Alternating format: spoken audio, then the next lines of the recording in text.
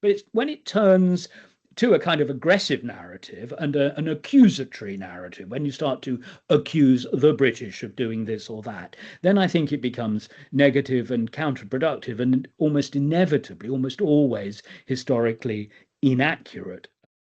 I think that behind the scenes there was some controversy and some political difficulty for the professor of British history at Beijing University. Lewis, have you been a juror? I have. No, I Have you haven't. I been? haven't had the pleasure No, yet. No. I have. I have.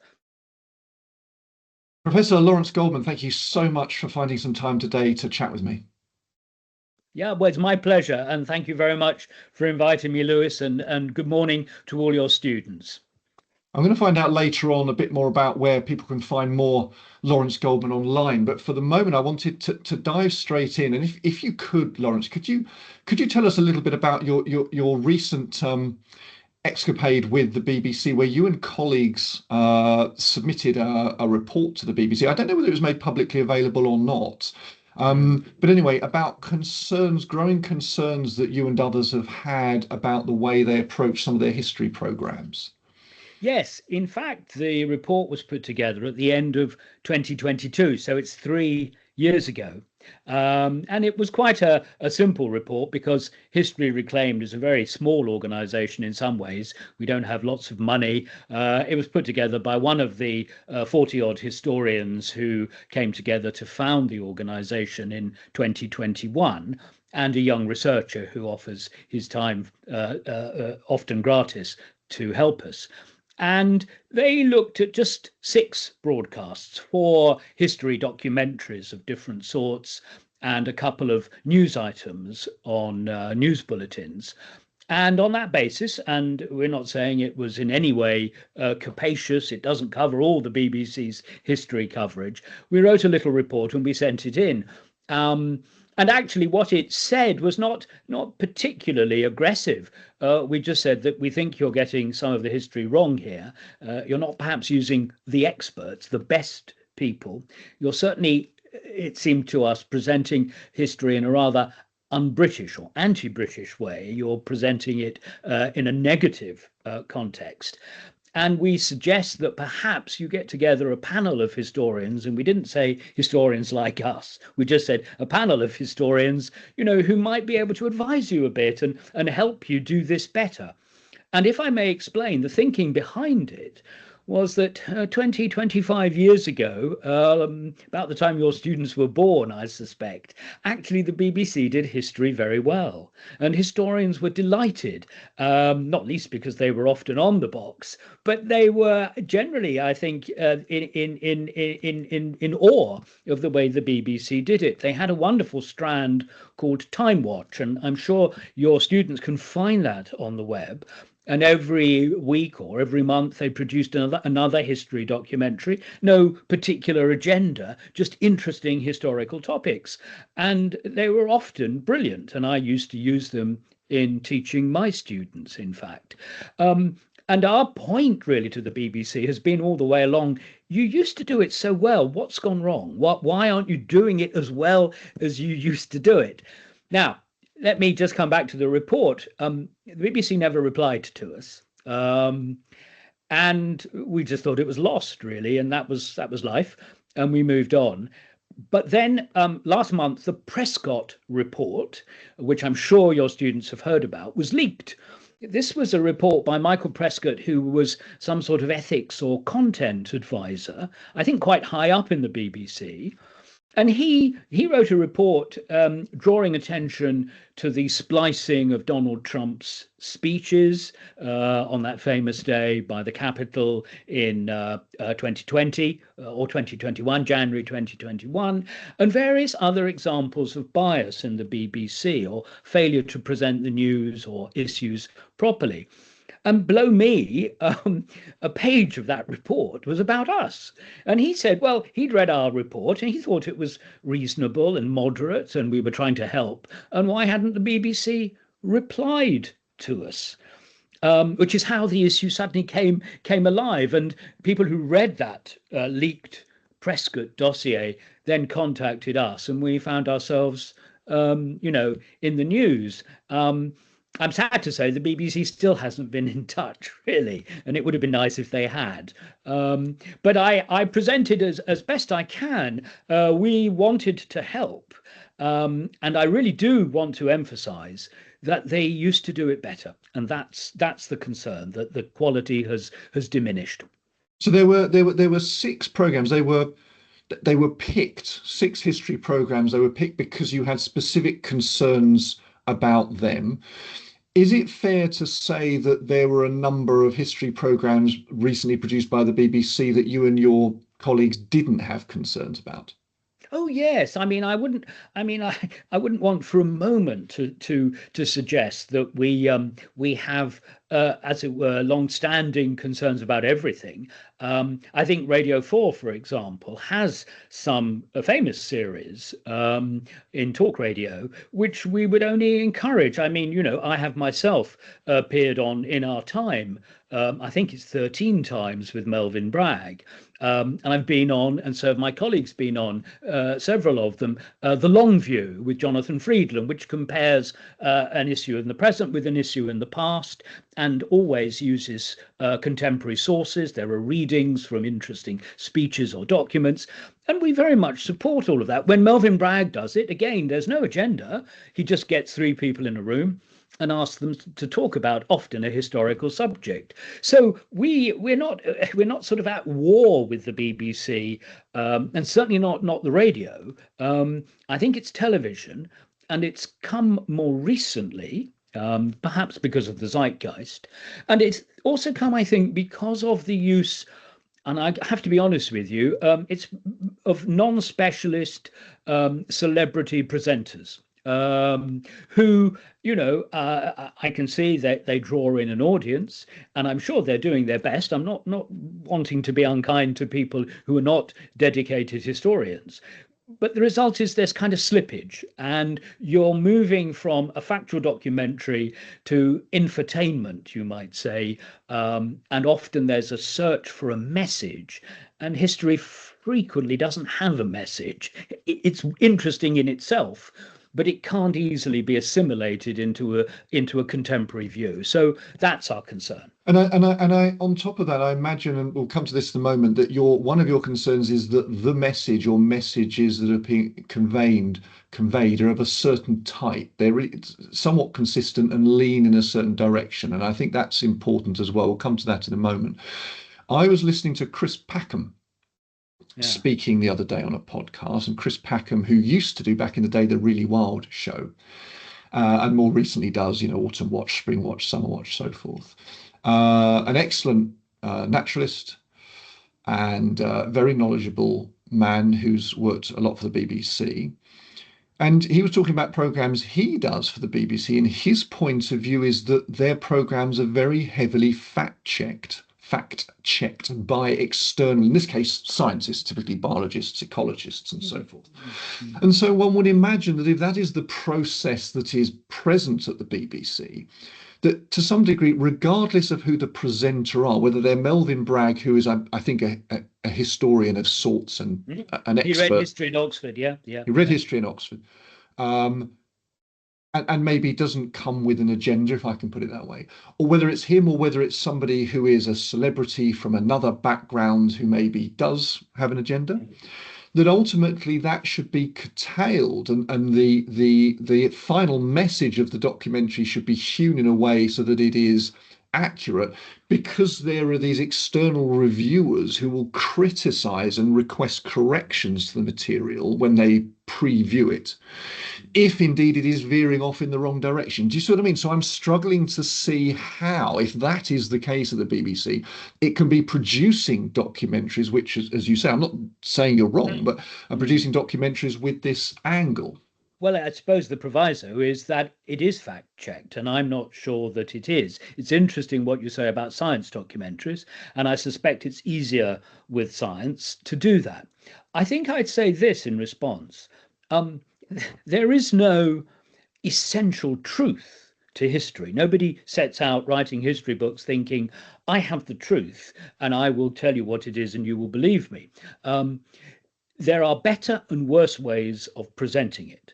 And a very good way of presenting it is to say this is a contested field, a contested issue in the past. And these are the different ways in which we might look at this problem. And here are 4 or 5 different views across the spectrum. And we leave it to you, the viewer, to make up your mind. And that would be great. And nobody would have anything against that if it were professionally done. And you could see that they were trying to work from the sources and they were trying to provide a range of opinions. It's important that history is presented that way, because otherwise people, I think, go away with an idea that there is a truth to history and it's this or it's that, that history is either all of this or all of that. There are goodies and there are baddies and so forth. There's a kind of binary approach to the subject. And, the more you read, the more you teach, the grayer the area is that you inhabit, where you realize that it's all very complex. And we would want history to be presented in that way. But the crucial thing is, rather than, as it were, allowing one view to dominate, there should be a sense that there's a breadth of view. Now, there are cases where you feel that not the full story is being told. So I had an article in The Spectator a couple of weeks ago, and I think that might have been what got you in touch with me, about David Olusoga's series Empire. And there seemed to me to be a very careful selection of material in which we were told some things but not other things. And that kind of thing also needs careful planning. It may be that was put before experts, and what was said was ticked off as okay. But it's, if you like, what was not said that then becomes important. The balance becomes important. It's not just whether something is factually accurate, it's whether those facts have been presented in the right and full context as well. And contexts are often very complicated. So immediately I'd want to say to you, fact-checking has its place. And if it's done, I'm glad to hear it, though I can't vouch for that for history documentaries. I really don't know. But even then, what the facts are can be interpreted in different ways. We all know that. And so you have to present them with care and with an open mind, not with the desire to favor one interpretation over another. And so you feel David Olusoga fronted a recent set of, I think, was it 3 episodes on British Empire? Okay, and your feeling is that those 3 episodes, this BBC programme, were, let's say, biased or skewed in a certain direction. Could you give us a little bit more about in what sense? Yes. Okay. I think firstly, it's purely on the British Empire, and it doesn't really give the viewer much of a sense, no sense at all, really, of other empires that might be obvious points of comparison. If the British Empire is so bad, well, we might compare it to other empires of the same period, Spanish, Portuguese, French, and so forth. Or we might compare it to empires at all other stages of history, making the point that empires have always been part of human history. They are today. So yes, although, and I don't disagree, but just to be awkward on purpose, you've got to corral somewhere. You've got to have a limit somewhere. There's got to be a limit to the frame within which you put something. And British Empire, I mean, one of the things about British Empire, it was so vast. That it's so broad that actually to talk at all about other empires as well, even if to set the scene may be going further than one needs to, if one is clear in saying we're talking about British Empire, which is massive, it lasted centuries, it enveloped large parts of the globe, so we're talking about that, right, go, then I think that could be reasonable. The other point one might make is that he wants to make absolute points about British Empire rather than relative ones. So one might say empires almost always, or probably always, have their grisly elements to them. But that doesn't make any one empire's grisliness necessarily less grisly in absolute terms. We're going to look at what these people did during this period. Is that a fair rebuttal? it's a fair rebuttal. And in fact, I mean, had Olusegun come on and said something like that at the beginning, again, historians, people, at least people like me, would say that's fine. He's obviously alerting the watchers to the fact that, you know, it is again making judgments about things like empire are complicated, and you should be aware that there's a wider context here, but we're going to limit it for this reason. But at least explain to people that there is that wider context, at least gesture to it. So that would be one major concern that we have. And then, in a sense, the second major concern is that, you know, however one looks at it, there were benefits as well that empire brought. I've just come back from India, travelled on railways that were laid down by the British. History Reclaimed has published a lot of articles on the kind of cultural foundations of modern India, the research that the British did, British scholars did, into Indian history and languages and culture and religions, the museums they founded. All the great museums of India today were largely founded by the British before 1947, before we left India. Railways, bridges, watercourses, aqueducts, and so forth. There's a kind of, you know, material legacy that was left behind. Empire does that as well.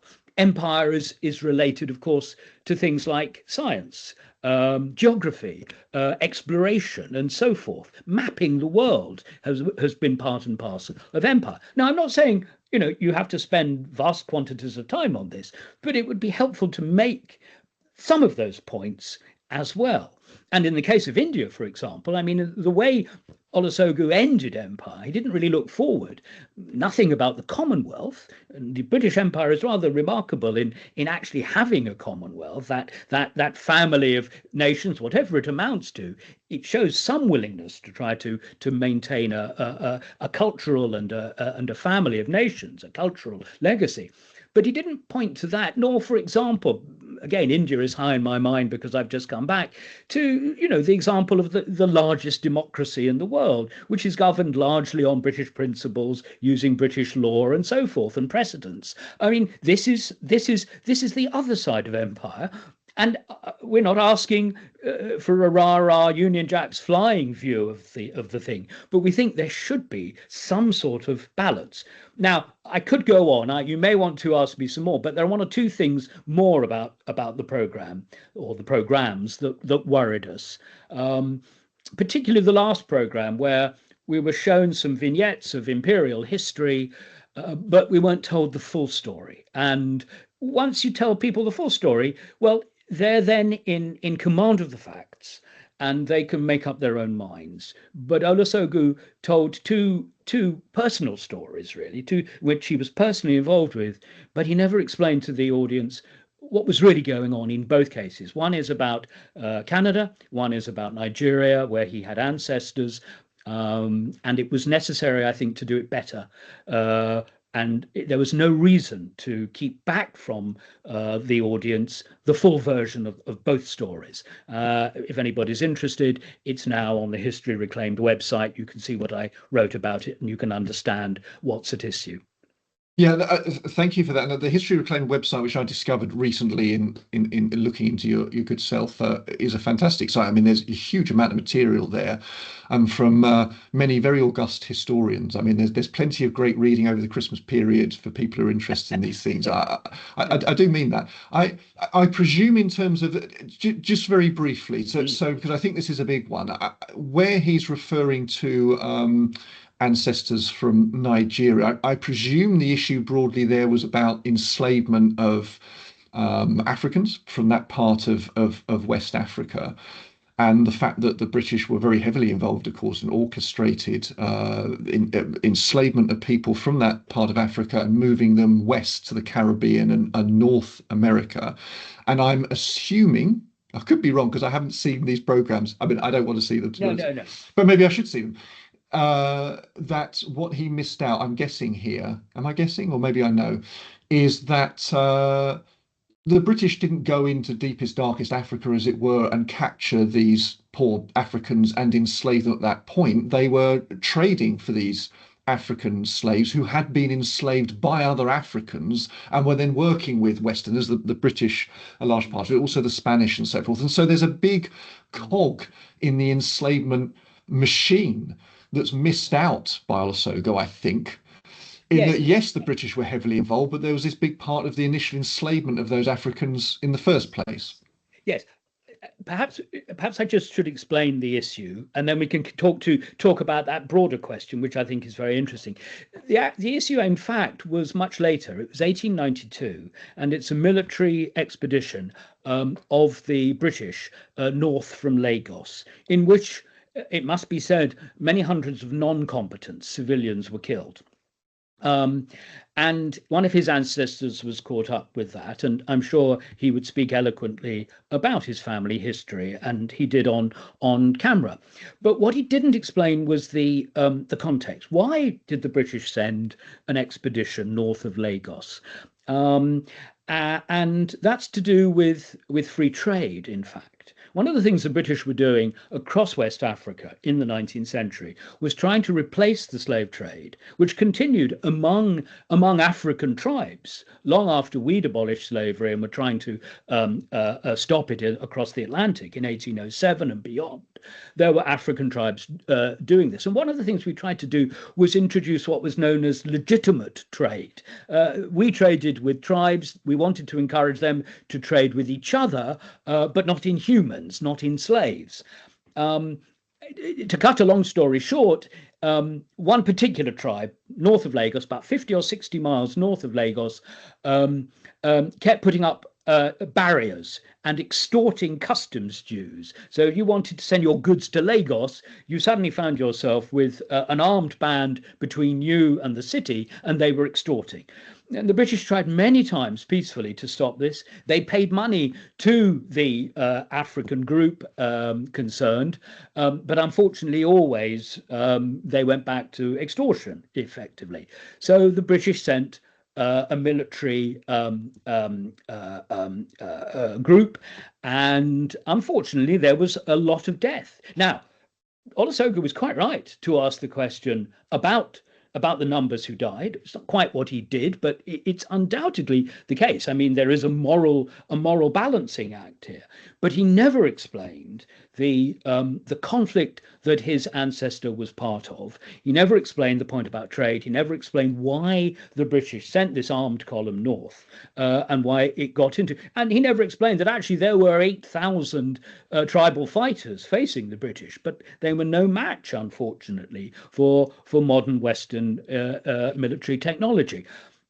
I think that's important. And I don't want to pursue any kind of personal attack on Olusoga. I just think that if you're going to tell a story, you must give the audience the full story. They may still say the British shouldn't have done that. It wasn't worth the number of lives. And I would respect that position. But as a historian, I want my audience to be fully apprised of the facts. Now, the second, your guess is a good guess. I mean, the point you made, the general point that often in the presentation of the history of slavery and the slave trade, there isn't enough of a focus on the first stage, which is to say Africans enslaving and capturing other Africans and then selling them to European traders. I think that's absolutely true. Nor, for example, is there enough focus on the slave trade from West Africa in the other direction, across the Sahara, selling captured Africans into the Ottoman Empire and Arab lands, North Africa, the Middle East, and so forth, which we suspect actually exceeded the number of slaves traded across the Atlantic, something like 17 million into the Arab lands as opposed to 12 million across the Atlantic. In no way does this sanitize the Atlantic slave trade, but it provides a fuller picture, which we need if we're going to do history properly. And I would absolutely hasten to say, I spent my career teaching the history of slavery in America. I was the man who ran the third-year special subject on slavery and emancipation in the United States, covering the 19th century. In no way am I trying in any way to sanitize the history of slavery, but I do want it told properly. And I suppose I want it, and this is probably controversial. I want us to look at it academically and soberly, which is what I think the memory of the slaves deserves, rather than to moralize it and to use it against Britain, the West generally. And of course, if you are going to moralize it, then you've got a problem, because certainly it's the British who, from the 1770s and 1780s onwards, remarkably and uniquely start to organize a mass anti-slavery movement. So once again, we're in this very important grey area where history exists. Britain undoubtedly benefits from the slave trade and is heavily involved in it. One should say Britons rather than Britain, but Britons, individual Britons, are involved for 2 centuries. But then far more Britons, hundreds of thousands of Britons, are in various ways subscribers to the anti-slavery movement. And by the 1830s, Britain is an anti-slavery nation. We define ourselves in terms of our opposition to the slave trade and slavery. And that's a remarkable transition. It's a very interesting historical question to get to the bottom of it. And all I'd ask is that we try always to balance and to take wide views rather than rush to make moral judgments. And it's not as if these issues haven't been explored before. I sometimes get the impression that people think that Britain hasn't dealt with its slave trading and slave emancipation past, that it hasn't had these conversations. But of course, it was having these conversations from the 1770s or whatever onwards, which triggered the volte-face, if you like, in the government's views on slavery, and has done many times since. Now, that doesn't mean that we can't continue to have that discussion and new information becomes available and new angles, new voices and so forth. Absolutely. And of course, you have the next generation of Britons who need to be taught about these things. But these are not things, these are not problems and issues and concerns that have been hidden away. I don't think at any stage actually in Britain's history. I don't know, maybe things were rather jingoistic in the 1950s or the 1920s. I don't know, but they certainly aren't now. Why do you think, Lawrence, that the BBC is apparently keen or accepting of moralizing, and in a way that is derogatory, defamatory even, about Britain? Yes, I think that's more difficult for me to answer. It becomes, and I don't, I will answer it. It becomes a political question, really, in some ways. I think, it's a truism. All history is contemporary history. We write history influenced by the people that we are and the current of events that we're living in. Of course we do. And we in Britain have become a multicultural society in the past 30 years, and it's inevitable, and indeed it may be actually to the good, that different communities are interested in trying to find themselves in British history, though that need not necessarily be an anti-British or a kind of an aggressive historiography. It can be just a genuine search for themselves to understand their roots in the British story. And I would encourage that if it's done well, and it's done with a spirit in which we are now a multicultural society. We must come together and understand each other's stories. That's fine, and I'm not against that. But it's when it turns to a kind of aggressive narrative and an accusatory narrative, when you start to accuse the British of doing this or that, then I think it becomes negative and counterproductive and almost inevitably, almost always historically inaccurate as well. I think the BBC has various problems. I think a lot of it has to do with the kinds of people who've ended up working for the BBC, young, idealistic, with strong views about the way the world is and should be, which is quite different, I think, from the BBC that I grew up with in the 1960s and 70s. I've always said that my greatest teacher when I was a child was the BBC. I mean, I sat in front of BBC programs and learnt an enormous amount, and they were bold and ambitious in the way they covered documentaries. There are very famous documentary series from that age. To give your students an example, I was fascinated by astronomy. I'm sure they were too when they were 8 and 9 and 10.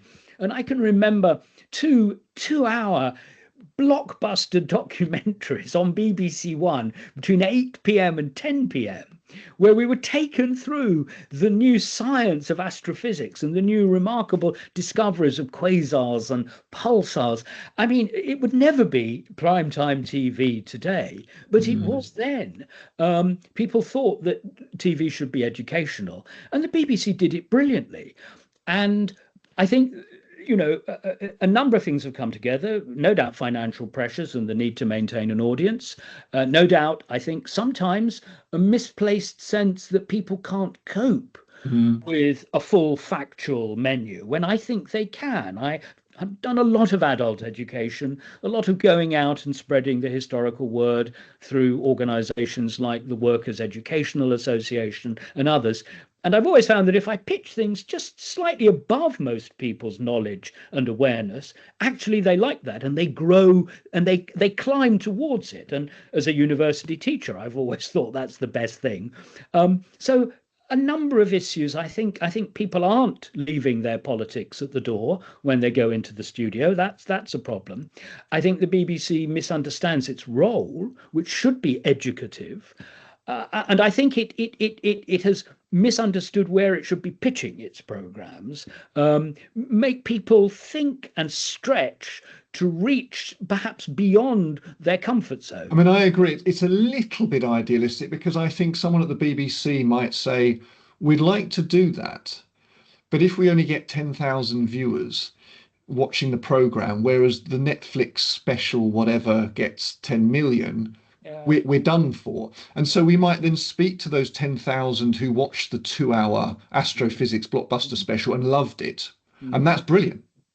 But it's only 10,000 people or whatever it is compared. So having said that, even if that is true, and that's me speculating, it is true that if they have to create their programs in a different way to, put simply, compete with Netflix, that doesn't mean they have to give a skewed and particularly anti-British stance. It doesn't mean, by the way, they should give a pro-British jingoistic stance either, as you make out. But that doesn't.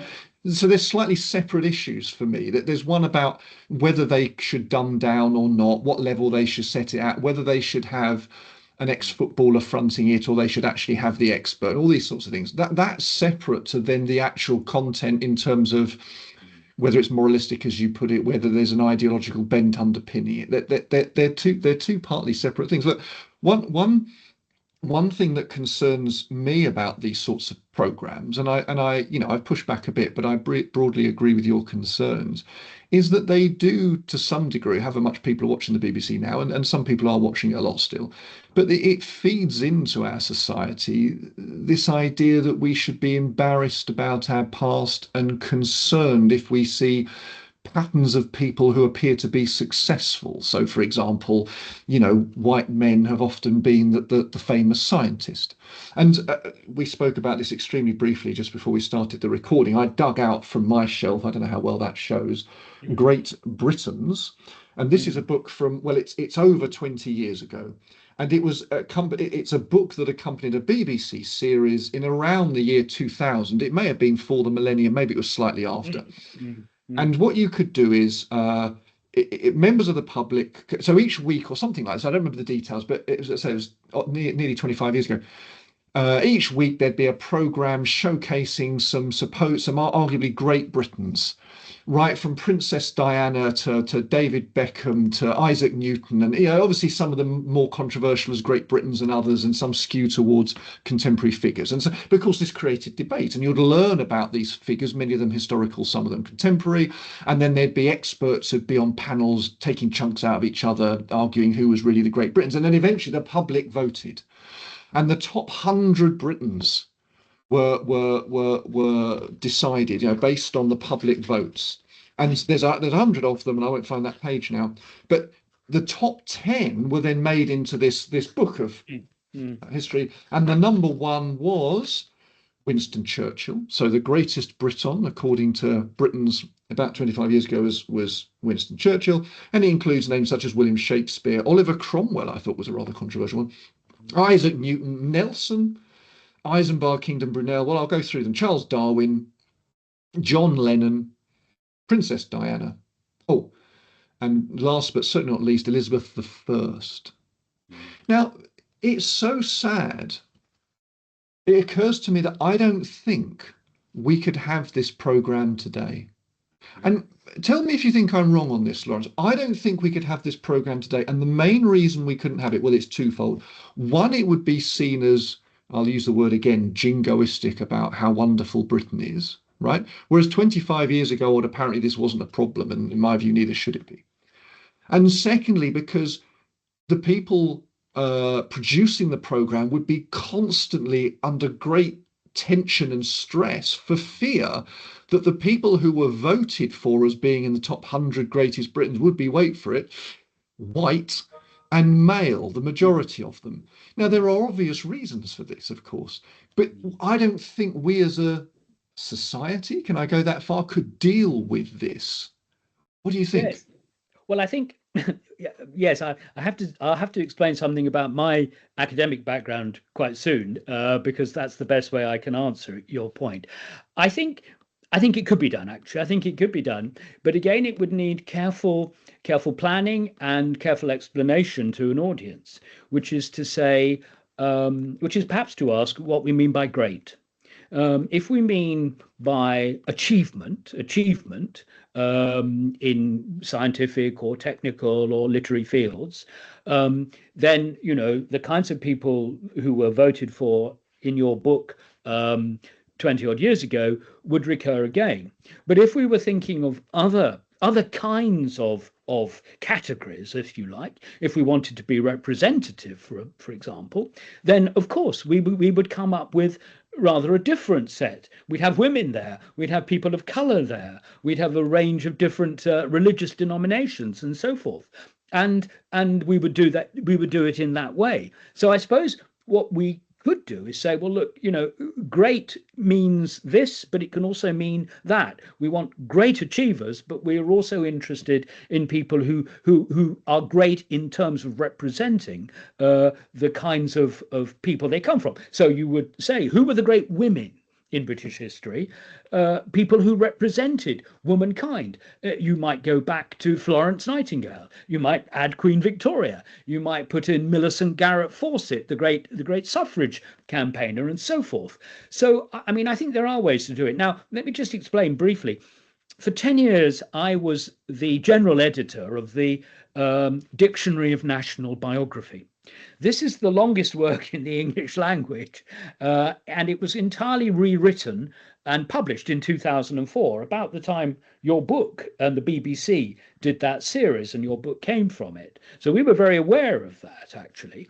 And it's 60,000 biographical essays on great Britons.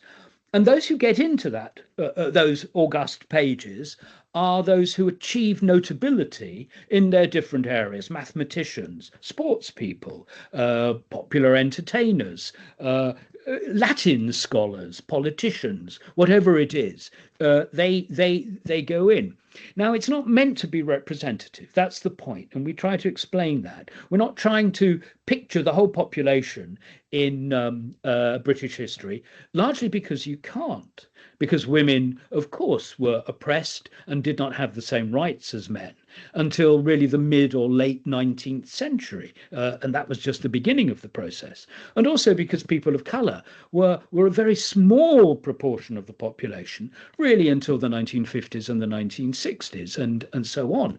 And it's a point that I often made when talking about the dictionary, that in due course, they will enter the dictionary in large numbers when they have achieved, as they do achieve in so many fields, medical, science, sport, for example. My word, all of this will happen in due course. But the dictionary is not representative. And in a way, that BBC programme was not trying to be representative. It was saying, who are the titans of achievement in But our you see, that culture? that was allowed then, and I think it should be allowed. So I take your point, if I can jump in slightly there. Mm, The risk of doing something that isn't entirely meritocratic, mm, there are advantages to it because, as you say, it's more representative. But it also risks being frustrating for the viewers who think, well, one has wedged in characters A, B, and C, and what about these, let's say, white men? They might be, might not be, but they might be E, mm. F, and G. They haven't made it in. They've clearly been put. And so I think, and so whilst I want to support your sort of encouraging modern view on how we can do this, I think it's an uphill battle if any attempt at looking at if we're looking at great figures in a country, whether it's Britain or anyone else, doesn't do it on a meritocratic basis. In that sense, we have a tricky situation in the UK at the moment because, well, you say in the 19 until the 1950s, the majority of the country was white. Mm, mm, Actually, mm. you would really say until the 1990s, really, Yes, no, because in the absolutely. Yeah. 1950s there Mm, was a small number of people, mm, relatively. I mean, it's tiny compared to what we see today. So what we have is this difficult situation, which I have sympathy for, which we have lots of people now in the UK from different backgrounds. But because in historical terms, those groups have been here in any numbers, in any sort of numbers, just in the blink of an eye, in the main, they simply haven't had the chance to be the next Isaac Newton. I think there will be Isaac yeah. Newtons and so forth. There's no reason to suppose that there won't be. Mm, But in contrast, you've had 1,000 years, or however far you want to go back, you could easily say 1,000 years of history of sort of white Britons or white Anglo-Saxons or whatever quite the right term is. And so they've had all the opportunity at the time to do these amazing things. I think what happened in 2002-ish, when this series was mm. produced, whenever whatever year it was the right way to do it because it was almost blind to the idea that there could be a problem with a lack of representation. I don't think there was. I suspect, and I might be wrong here, and I might get hung, drawn, and quartered for saying this, but I suspect that back then, people who weren't of white ethnicity and weren't male, and there are a number of women in here, by the way. I think all the names you've mentioned are in the top 100, and Elizabeth makes it into the top 10, and Florence Nightingale and so forth. But there will be more men, but a pleasing number of women, I think.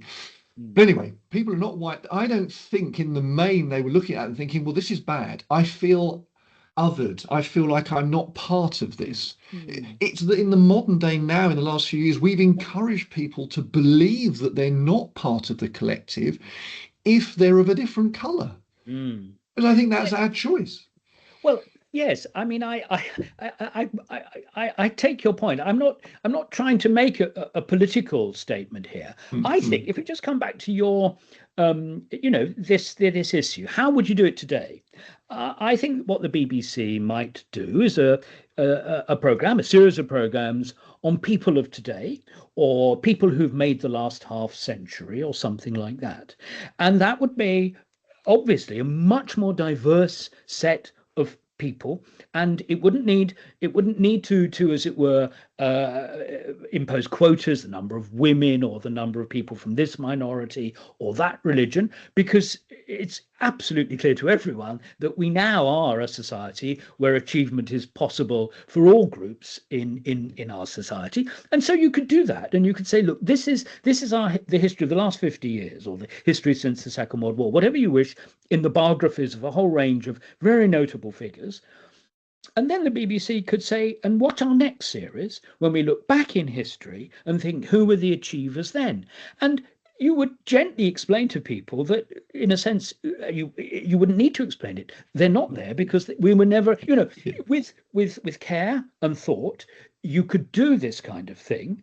At the Dictionary of National Biography, we had to face these kinds of issues, but with care and thought, and making sure that we didn't miss people from ethnic minorities, and that we fully appreciated the range of their contributions, particularly in new areas that are part of our culture today that weren't part of our culture 100 years ago, then all of this was possible, and I think it can be done. And I suppose what this is leading to really is a view, and I'm grateful for the opportunity because you've helped me think as I'm here.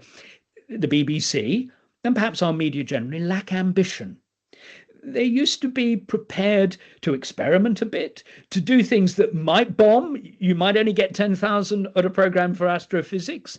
But look at, for example, the Infinite Monkey Cage, just to be, kind of, down and dirty with a particular program. That has a huge, my sons, who both became scientists, I'm glad to say, didn't follow me. My sons love it and loved it. And on the back of that, one would have hoped the BBC might have then been just a bit more ambitious in saying, you heard this problem discussed for 5 minutes on the Infinite Monkey Cage. Now Professor X and Professor Y are going to talk in some more detail about this problem.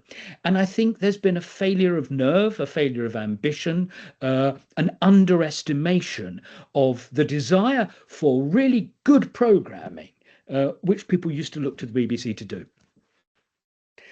But I don't want to spend all our time talking about the BBC. So no, yeah, that's right. I wanted to move on now. I think that's been excellent. We've covered a lot of issues there, and I sometimes think more is. I sometimes think less is more. So I agree with what you're saying, but I think sometimes we think we ought to explain the context here because people might be worried that there aren't enough people representing them in this particular situation. We wrap ourselves up in knots. Sometimes we need to explain. Sometimes, you know what? We don't need to, because people get it. That if they're watching Downton Abbey, right, that people are of a certain background. They just are. I think this is sometimes, I think sometimes the powers that be worry themselves silly about thinking that people are concerned about seeing someone who supposedly looks like them, and then they decide they know what it means to look like them, which is that they're broadly the same ethnic background. It all gets a bit icky and worrying. But anyway, I sort of felt I wanted to say that, but I agree. We'll move on to now. I discovered you on YouTube. I think it was at the Durham University Debating Society. I think that's right. I didn't get to see the counter argument. So I've been very biased here. I only saw you in your pomp there, letting rip and telling someone to go back into their box and all sorts of things, which you've got to laugh for. So this is very entertaining. So I did only see part of it, but I wanted to talk a bit about decolonising of the history curriculum, which, is a segue from what we were just talking about. And one of the questions you had was, well, it was a very good question, perfectly reasonable. What does decolonising mean in the first place? But if I may, to play devil's advocate to some degree here, I think it's actually a very clever rhetorical statement. Whether one wants to decolonise a curriculum is another matter, but it's a clever statement because it speaks to those people that have a particular concern with colonialism and therefore potential dominance by certain groups over others. So they don't like colonialism, which fine. So decolonising seems to be a good thing because you're getting rid of something that they don't like. And although it's sort of a semi-idiom, people are going to get that decolonising a curriculum, in this case the history curriculum, is about reducing the number of white people, particularly white men, but represented in those curriculums. So it's a way of saying less white people, which one could complain about is a common theme in modern society, at least among the elites. But anyway, that's what it's doing. So even though the curriculum hasn't been colonized in a strict sense, that's what they mean. And then if I may, then to build on that, is it not reasonable? Would the argument not be something like this? If we look at British history curricula, if not today, in the very recent past, and it's probably still the case now, but anyway, they are predominantly based on the history of white people, of Anglo-Saxons in particular. And in fact, the world, spatially and temporally going back in time, is predominantly not Anglo-Saxons, because obviously there are large parts of the world where, even accounting for empire, Anglo-Saxons haven't dominated, and certainly if you go back far enough in history. And so there is an imbalance between the totality of human history and the history that is taught in British schools, which biases very much towards white Britons. And therefore, to somewhat at least correct that by reducing the amount of history about white Britons, because we're talking about a zero-sum game here. We have a limited amount of time to teach children or adults history, and bring in more history about other groups will give British children and adults a more balanced understanding of history. How can that not be a good thing, Lawrence? I I don't disagree. Really, I don't disagree. And you made one of the crucial points right at the end there. Part of the problem in any history syllabus, any curriculum that you devise for children or indeed in universities is you can't do it all, and so you have to make decisions on what you do. Now, traditionally, we did that sort of curriculum where you began with the Romans and you did the Saxons and you did the Vikings and the Normans and so forth, and you took children through British history, 2,000 years of it, and you got them to GCSE or O level or whatever, when most, of course, ceased to study history at school, but you got up to the modern period. And I mean, in its defense, I mean, I'm not saying it's the only way, of course not. In its defense, this is where we are. We live on these islands. This is the history of these islands. And an ulterior motive, and I don't think it's what draws me to the study of history, but I think it's important, is that in this way, we can at least have a common knowledge of who we are and where we've come from. And of course, that's changed because of multiculturalism and migrations of the recent past. I agree. But this is a story, our island story, as it's often called, does help unite us. We have a common point of reference. We know what revolutions look like because we lived through one in the 1640s.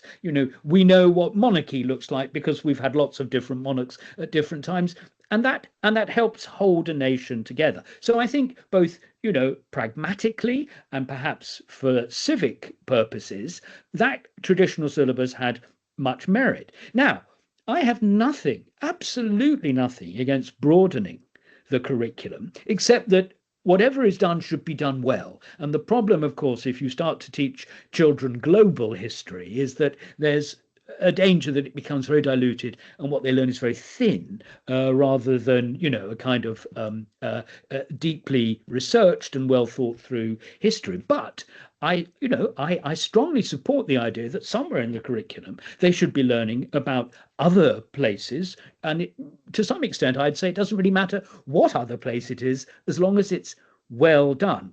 But what I will say is this: if decolonising the curriculum, as it sometimes does at university level, means taking a hostile position versus this country, and that's often part of the agenda, then I'm rather against it, because I don't want any agendas of any sort. Study Africa. I mean, children I think it's Key Stage 3 now, study often a period of West African history. They study the history of modern Nigeria. They look at the monarchy in Benin and so forth in the in what is our late medieval and early modern periods. And I have nothing against that if it's part of the curriculum, if it's done well. And if it's not done with a particular eye to anti-colonialism, if you see what I mean, if you study what you study on its merits for its own sake, then I think it's admirable. If you go back to your point about decolonization, I've never quite understood the meaning of the word. You can't take the colonies out of British history. I wouldn't want to. The empire is part of our history. You can broaden the range of different voices who you might look to as sources for history. And obviously, we've tried to do that. The course I used to teach on American history in Oxford was full of sources coming out of wonderful work done to collect together the voices of slaves, letters, documents, and so forth. And the students therefore read Black history in the words used by African Americans, and it wasn't just a white man's story of a struggle to emancipate slaves. It was their story as well. And again, I would have nothing against that.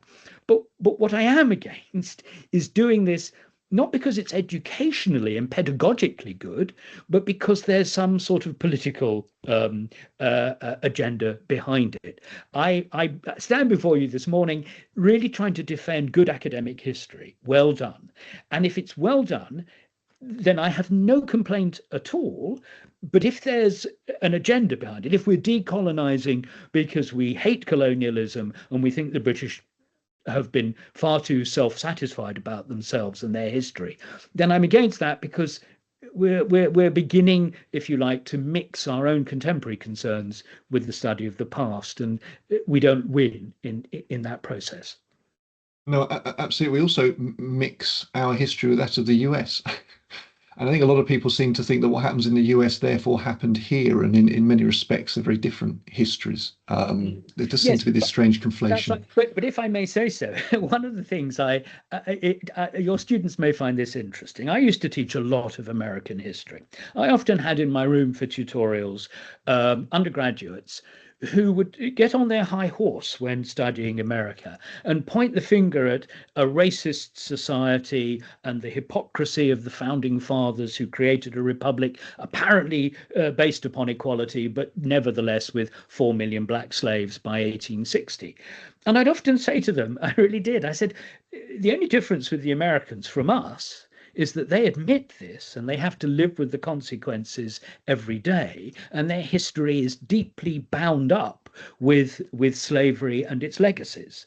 Whereas slavery for this country was something that occurred 3,000 miles away in the Caribbean, and we haven't yet faced up to the legacy of slavery. And in some ways, I'm very glad that we have. Whether we've done it in the right way in recent years, that's the question I'm concerned about. But I think, there's a point here that we haven't had to do what the Americans have done. And so when people say, oh, we don't want an American view of race, well, yes, American views of race are different, but to give them their due, they at least for generations have been facing up to a problem in their history, often in a very honest and straightforward way. We're only just beginning that process.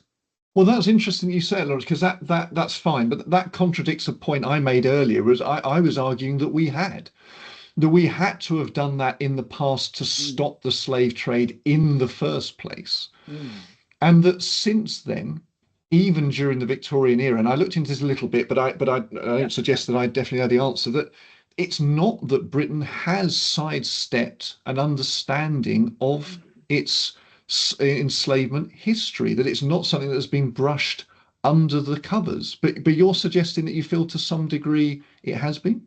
Yes, I think well, yes, I think it has. I mean, I think that teaching in a university for 40 years, slavery was always something that, when one's thinking of white Anglo-Saxon society, something that happened to the Americans, it was rare for people to put together if you like, the metropolitan history of Britain, the history that we all know of politics and Westminster and kings and queens and so forth, and Oliver Cromwell, with the history of colonialism and the history of slavery. Often they were two completely different things. You mentioned Cromwell, I just did, and as I did, I thought what's interesting is that when he was Lord Protector, we took the island of Jamaica in 1655.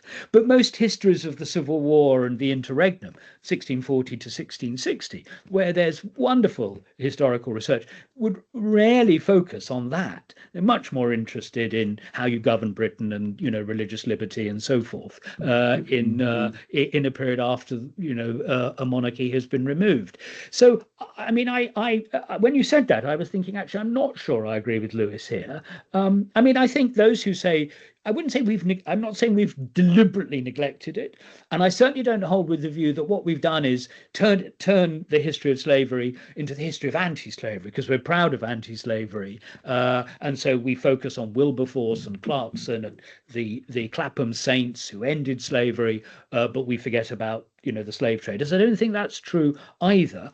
But as a society, we were not as conscious as Americans perforce have to be, because slavery was within their own borders, and and that makes a difference. But where the Americans are concerned, I often make the point. I mean, before you start criticizing the Americans, do recall that they fought a civil war in which 750,000 people died to free the slaves. And before you start pointing the finger and saying, they haven't done enough and they're white racists and they're white supremacists, have a care, because their history has within it, the most important event of their history is a civil war fought to free the slaves, in which more than 250,000 northern soldiers died. So people fighting, if you like, for the freedom of slaves died. It's quite a sacrifice. And before we start pointing the finger, we should reflect. Bear that in mind. Yeah. I guess, yes, and I take on board everything you said. I'm learning from a professional historian, and this is what it's all about. I guess one thing I would say, and this isn't sort of trying to be pro-British and anti-American in the slightest, but having said that, sadly in America, racial segregation lasted for a long time after slavery was abolished into more or less living memory. I mean, I don't know a lot about this, and so I don't want to misspeak. You can correct me if I'm wrong there. But I mean, there were horrible things happening in the southern states within living memory that fortunately, in the main, bar maybe a few nasty occurrences, but broadly speaking, weren't happening in the UK. I know there's the back of the bus in Bristol, or certain MPs running in the 1960s on, you don't want a black person living next to yourself. So there were nasty things happening, but by no means in the same scale and not an institutional level and so forth. So I think that's where there is some difference, that in Britain we need to recognise, or we should recognise better, but correct me if I'm wrong here, Lawrence, that for not a long time in historical terms, but a long time in living terms, we've been pretty good at being, at an institutional level at least, unracist, and there is quite a strong contrast there to America. Is that fair? Well, yes, it depends in a sense where geographically you're talking about in America.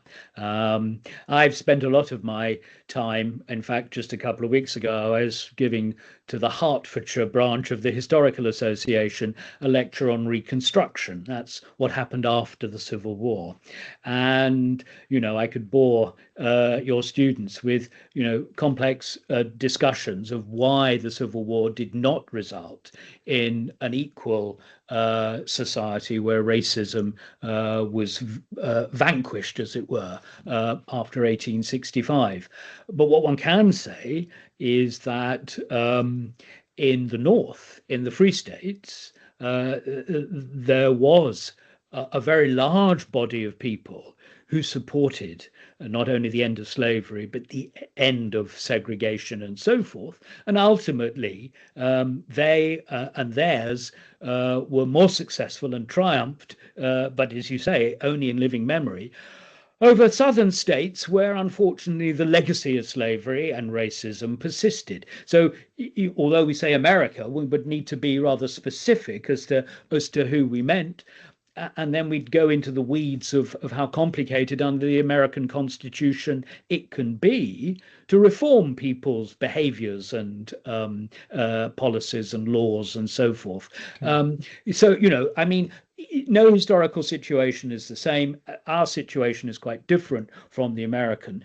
I certainly agree with you that an awful lot of the rhetoric today in Britain over things like decolonisation, over things like race, and over the study of history are now being imported from America. And they're being, when I hear the word white supremacy, I mean, that's a very American term. It's not a term that you hear in British history, because I don't think actually that's ever been the basis of the British Empire. That was never why people. I mean, you sent me a quotation from Alan Lester, who I know and who I've corresponded with at considerable length, who said that the empire is based on white supremacy, and I really would contest that. And the term itself doesn't come from this country; it's an American term, and it might explain their situation. But I don't think it's in any way helpful when you think about the complex history of our empire. Lawrence, thank you for that again. I don't take up too much more of your time, and I won't. A couple of things I'd like to touch on, I think. I actually I actually want to nail one more point about slavery. I want, Okay. because I think what a lot of people struggle with in discussions of historical legacies of slavery is that, I mean, thinking about it myself, I would honestly rather be dead than be grabbed by people, put into chains, dragged partway across a continent, stuck in the bottom of a boat for months or whatever, to then be lugged out the other side and put to work on a plantation and so on and so forth for the rest of my days, away from my family, enslaved. It's beyond horrific, excuse me, beyond horrific. I'd rather just cease to be here and just check out. Given, therefore, how heinous enslaving people, at least in that way, is, I mean, any enslavement is bad, but I think a particularly bad example of it, but bad version of it, and the number of people who were enslaved, the argument is that that supersedes everything else. That it's kind of case closed. That yes, the British built railroads in India, Mm. and yes, India now has a democracy. Well, whoopee. But millions of people, sorry, not enslaved in India, I think No, specifically, no, but no, but no, but no. massacred in various Yeah, places. There was some massacring in yeah. India. There was some famine in India, which the British may or may not have had, etc., etc. That just so supersedes anything else. Mm. Uh, that it's kind of case closed before we even start. It's just very, very bad. And that is the main take home message about that period in Britain or anybody else's past. Mm. Yes, I understand. And it's certainly true that Atlantic chattel slavery is about as bad, and you've described it very well, is about as bad a human outcome, destiny, as any that we could imagine. And it's about as bad a form of slavery because of that form of transportation as any that existed. But I think, what one would need to say is that when we come at the history of slavery, we need to recognize that, only 200 years ago or so, more people on this earth worked and lived as forced laborers. Let's use that term for a moment, than lived as free people, as free citizens.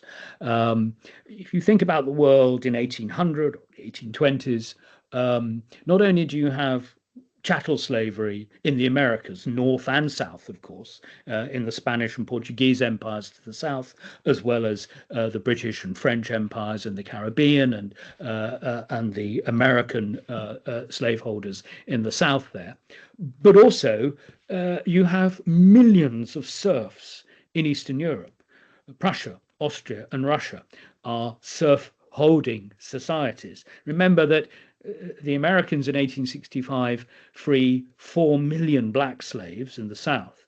But in 1861, more than 50 million serfs are emancipated in the Russian Empire. These people owed labor to their owners or their masters. I can't say owner, but to landholders, the aristocrats who controlled their labor.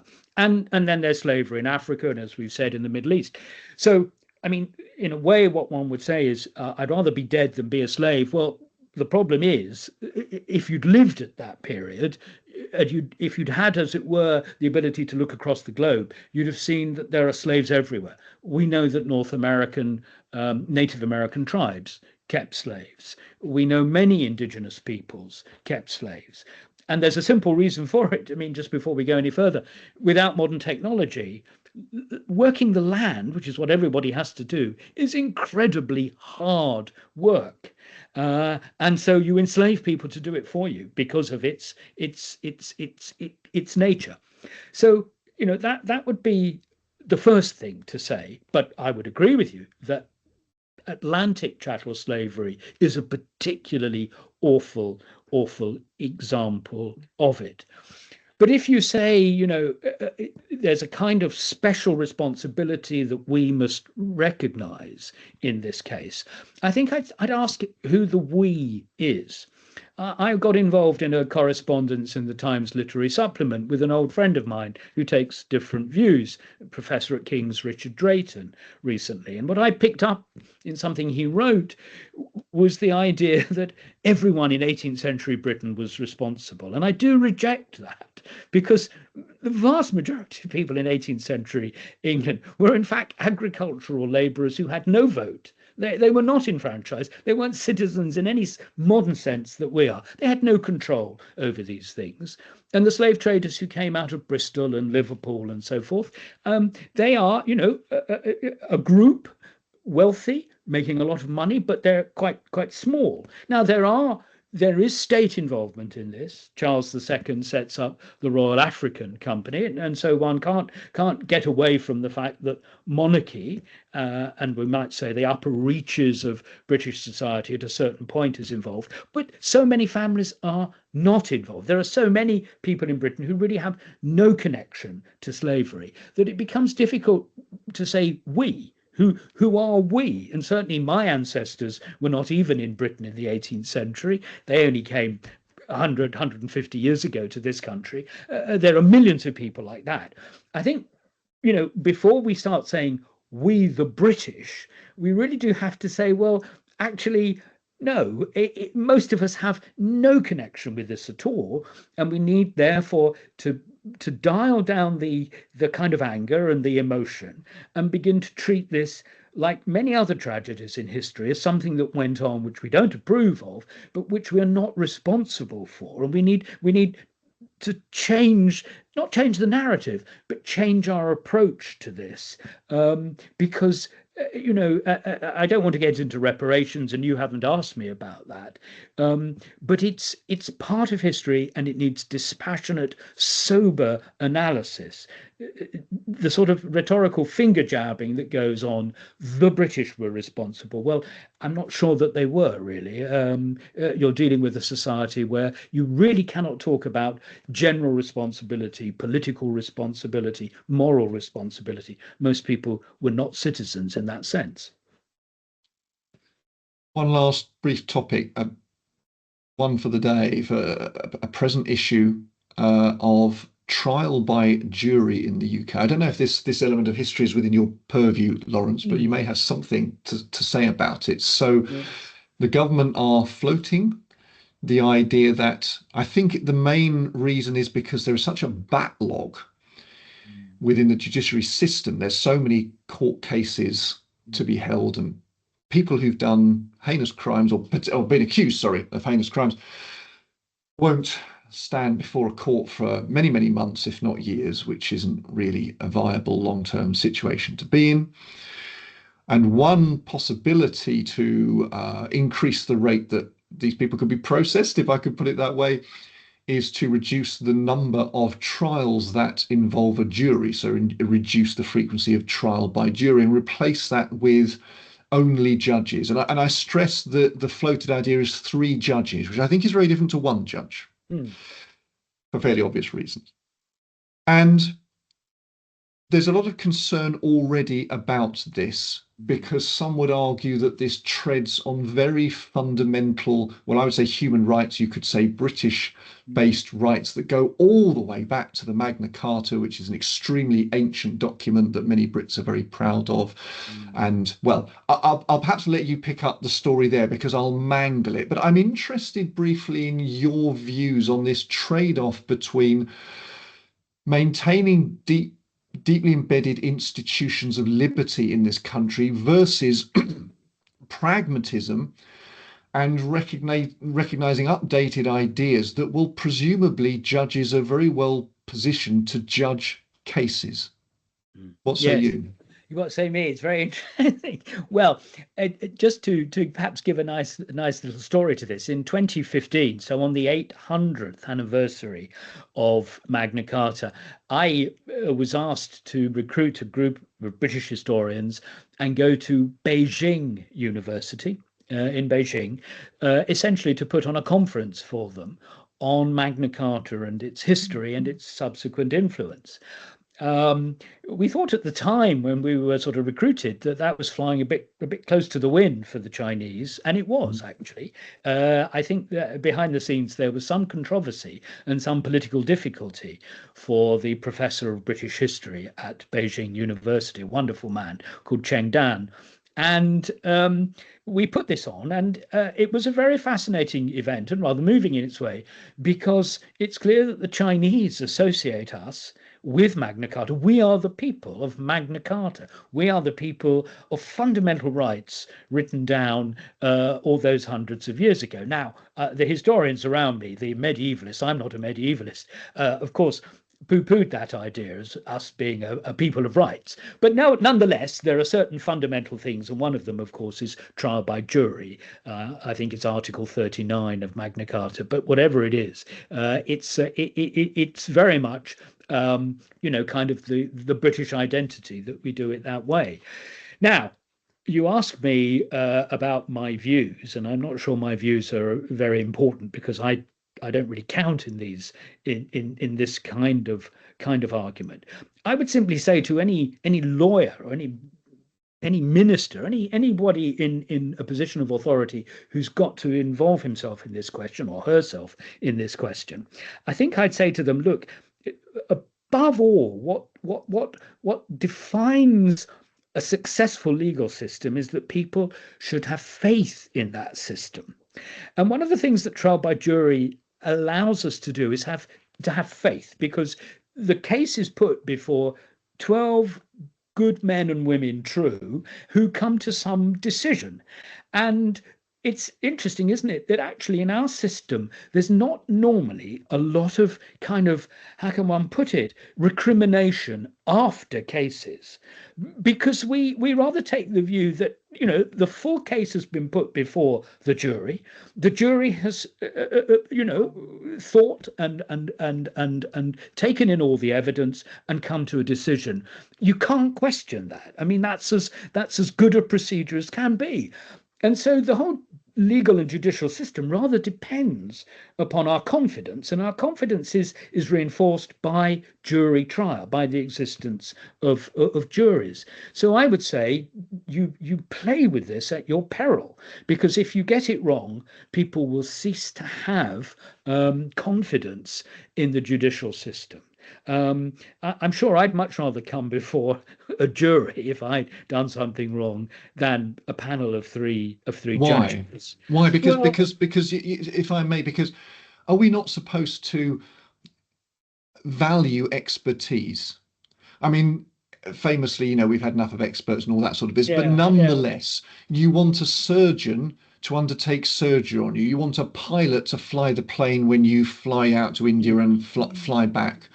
Do you not want experts to be judging whether you did the crime or not, rather than 12 men and women who are good and true? Well, what does that mean? I mean, this is an archaic throwback to a time where most people didn't have expertise. Lewis, have you been a juror? I have. No, I haven't. I haven't had the pleasure yet. No. I have. And it was fascinating for various reasons. But the best of it all was the judge. And the judge was brilliant. He used his expertise, your word, and you're quite right, his legal expertise, his understanding of legal procedure and the rules of evidence and so forth. I sat in two cases, and he, of course, at the end of all the evidence, he instructs the jury. And in two brilliant speeches, this judge instructed us, and he explained what he saw as the key questions that we had to look at, what the law was, and what the evidence was, and he asked us to think about these issues. If you think that, then you must question this and then that. It was magnificent, but he left the decision to us. So there's a place. I think what I'm saying, I'm kind of halving this. There's a place for both. There's already expertise in our courts, and you depend upon it as a juror. I'm not sure I could have made as much sense. I came out of that court when I'd finished the whole procedure with enormous respect for the judiciary. That judge did a brilliant job, and it made it easy for us as jurors then to come to our decision. And I'd simply say that I think the great advantages of the British system as it is that there is expertise in the court already, but that final decision is taken by ordinary people doing their best, assessing and being guided by the experts. And I think that's a wonderful balance. And it does mean at the end that instead of saying the law is an ass, the judge was against me, he's a bastard, in fact, you've got this other mechanism. And it's much more difficult to have recrimination when 12 people have sat and listened and come to a decision. So, I know magistrates' courts now deal with a much greater number of cases than they used to. And I know that that's a system that is reasonably successful in its own terms. But if we're going to, as it were, turn serious cases over to judges, then I think there's a problem. You're too young to recall the diplock courts in Northern Ireland. The diplock courts had to be essentially what you've just described, one or three justices sitting on their own in the 1970s, hearing cases connected with terrorism. Juries were being intimidated by different paramilitary groups, and so you couldn't sit in Northern Ireland with a jury. So in closed proceedings, a judge, or sometimes three judges, I think, would decide the merits of the case. And that did not endear the British state to the different paramilitary organizations who were fighting. They considered that to be further evidence of British state involvement, which they didn't favour.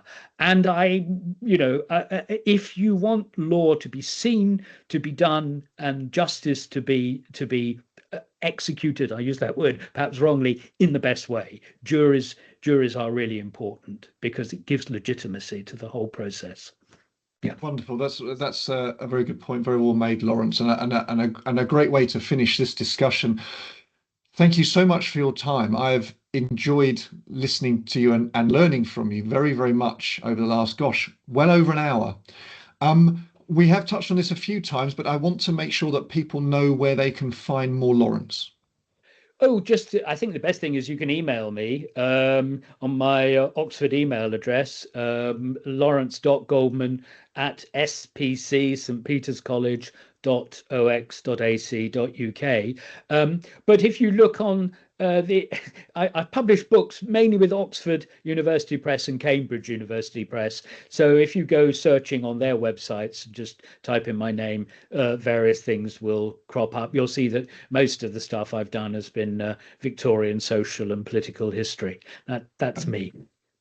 And also the History Reclaimed website. Yes, the History Reclaimed. Just Google History Reclaimed, and I just act as editor, really. There are some pieces by me, but there's a wide, as you rightly said, Lewis, a very wide array of pieces, some by very leading historians, others by actually members of the public with an interest in history who've researched a topic and so forth.